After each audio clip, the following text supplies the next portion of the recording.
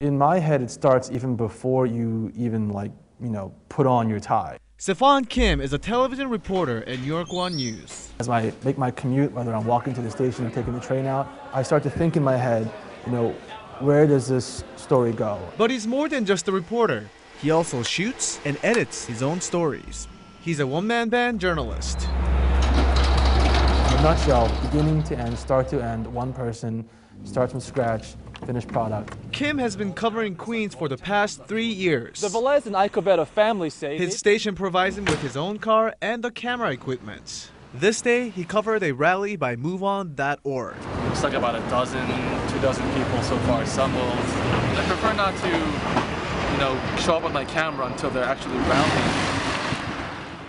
Kim usually covers 1 story a day, but sometimes he may be assigned up to 3 to 4 stories. This seems like maybe that's a good deal, yeah. Kim is one of many growing multimedia journalists today. He says he spent 6 years learning how to shoot, produce, and edit before becoming a reporter.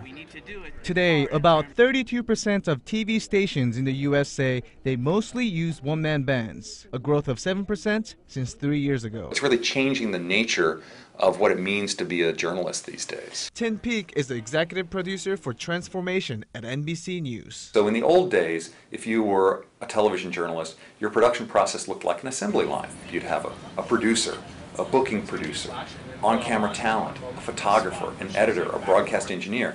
And he says this is the future of broadcast journalism. It's tremendously empowering to have all the tools you need to tell your story. You don't need to depend upon anybody else. Kim says with the advancement in technology such as smartphones and smaller cameras with improved viewfinders, reporting while multitasking became easier. You can actually flip that so that you can actually see yourself as you're standing in front of the camera just by looking at the viewfinder. 3, 2, 1. With the 2012 presidential race around the corner, organizers say to expect more rallies like this in the coming months. In Long Island City, Stefan Kim, New York One. But not everything becomes resolved with the new technology. Some days I don't eat anything from 6:30 when I wake up until 6 o'clock at night. Betty Yu is a reporter and anchor at News 12, which covers Brooklyn and the Bronx. Leaves an off-duty transit call. She's been one-man banding for the past 4 years.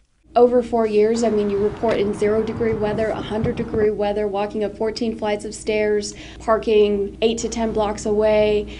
And security becomes a serious issue. Team is always safer because you have more people watching your back. You basically have to have 9-10 eyeballs around your head at all times. And she says it prevents her from being an effective storyteller. All these things are taking up part of your brain that could be dedicated to how am I going to write this story in an interesting way. But despite the challenges, she says it has toughened her and taught her to operate anything in news production. The industry is going in that way, so you're positioned to sell yourself. You're capable of so much, and that's what people are looking for nowadays. One-man banding is often the model practiced by local TV stations, but now networks have also begun to adopt this idea.